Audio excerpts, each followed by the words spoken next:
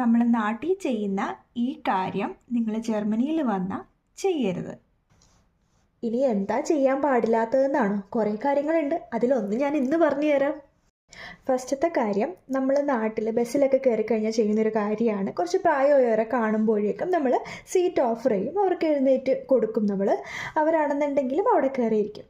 പക്ഷേ നിങ്ങളിത് ജർമ്മനിയിൽ ചെയ്യരുത്. ഇതെങ്ങാനും ചെയ്താൽ നിങ്ങൾക്ക് ചീത്ത വിളി കേൾക്കേണ്ടി വരും. സോ ഇവിടുത്തെ ആൾക്കാരുടെ മെൻറ്റാലിറ്റി എന്താണെന്ന് വെച്ച് കഴിഞ്ഞാൽ, നമ്മളെങ്ങാനും ബസ്സിലും ട്രാമിലൊക്കെ കയറുമ്പോൾ അവർക്ക് പ്രായമായവരെ കാണുമ്പോൾ എഴുന്നേറ്റ് കൊടുക്കുമ്പോൾ ഇവർ ചിന്തിക്കും, അയ്യോ എനിക്ക് പ്രായമായല്ലോ എന്നുള്ളൊരു ചിന്ത വരും. സോ അത് ചിലപ്പോൾ ചിലവർ ദേഷ്യമായിട്ട് പ്രകടിപ്പിക്കും, തോന്നും, ചിലവർ ദേഷ്യപ്പെട്ടങ്ങ് മാറിയൊക്കെ പോകും. സോ ഇവിടെ നിങ്ങൾ ജർമ്മനിയിൽ വന്നു കഴിഞ്ഞാൽ കുറച്ച് പ്രായമായവരെ കണ്ടു, മുടിയൊക്കെ നരച്ചു, സ്കിന്നൊക്കെ ചുളുങ്ങി എന്നൊക്കെ ഇരിക്കുക, അങ്ങനെയൊക്കെ കണ്ടു കഴിഞ്ഞാൽ നിങ്ങൾ എഴുന്നേറ്റ് കൊടുക്കാനൊന്നും പോകരുത്.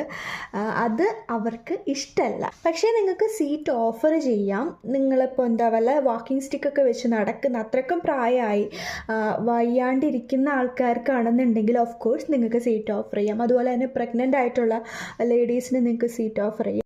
ഇത് എൻ്റെ അനുഭവം വെച്ചിട്ടാണ് പറയുന്നത്. ഞാനൊരു ദിവസം ട്രാമിൽ കയറിയിട്ട് ഞാനൊരു അമ്മുമ്മക്ക് സീറ്റ് ഓഫർ ചെയ്തു. അമ്മുമ്മ എന്നോട് ദേഷ്യപ്പെട്ടു പോയി. രണ്ടാമത്തെ കേസ്, എൻ്റെ പ്രൊഫസറിന് 70 വയസ്സുണ്ട്. ക്ലാസ്സിൽ റിട്ടയർഡ് ആയിട്ട് ഞങ്ങൾക്ക് ക്ലാസ് എടുക്കാൻ വന്നൊരു പ്രൊഫസറാണ്. ആളുടെ മുന്നിൽ ഞാനൊന്ന് ജസ്റ്റ് ഒന്ന് എഴുന്നേറ്റ് പോയപ്പോൾ ആൾ പറഞ്ഞു, എനിക്ക് പ്രായമൊന്നും ആയിട്ടില്ല, ഞാൻ കുട്ടിയുടെ അടുത്തോട്ട് വരാമെന്ന് പറഞ്ഞു. സോ അപ്പോൾ മനസ്സിലായി എനിക്ക് ജർമ്മനിയിൽ ഇത് പ്രായമായവരെ കണ്ടു കഴിഞ്ഞാൽ നമ്മൾ ഒരിക്കലും എഴുന്നേക്കാൻ പാടില്ല എന്ന്. സോ അടുത്ത വിചിത്രമായ ഇവിടുത്തെ കുറേ കാര്യങ്ങളൊക്കെ ആയിട്ട് ഞാൻ അടുത്ത വീഡിയോയിൽ വരാം. സോ എല്ലാവർക്കും ബൈ.